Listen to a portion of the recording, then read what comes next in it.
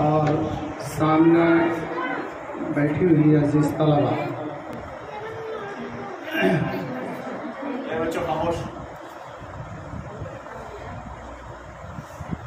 कई मरतबा इस इदारे में आना हुआ, बहुत बारीकी से यहाँ की तालीम और तरबियत को देखने का मौका मिला। क्या ऐसा मौका, कई बार ऐसा भी मौका आया कि फ़र्दन बच्चों का जायज़ा भी लिया। अल्हम्दुलिल्लाह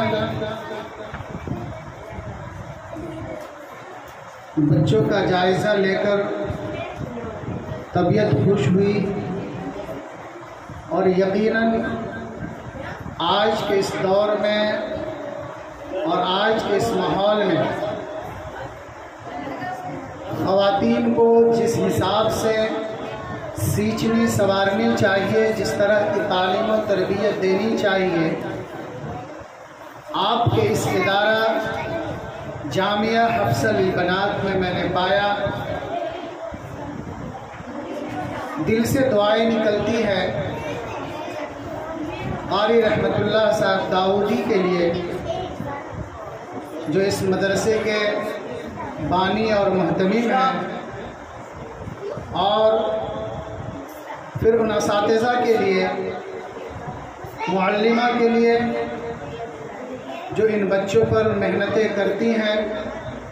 अल्लाह तबारक व तआला से दुआ है कि इस इदारा को दिन दूनी रात चौगुनी तरक्यात से नवाजे, तमाम शुर व फितन से महफूज फरमाए और हर तरह की तरक्यात से नवाजे।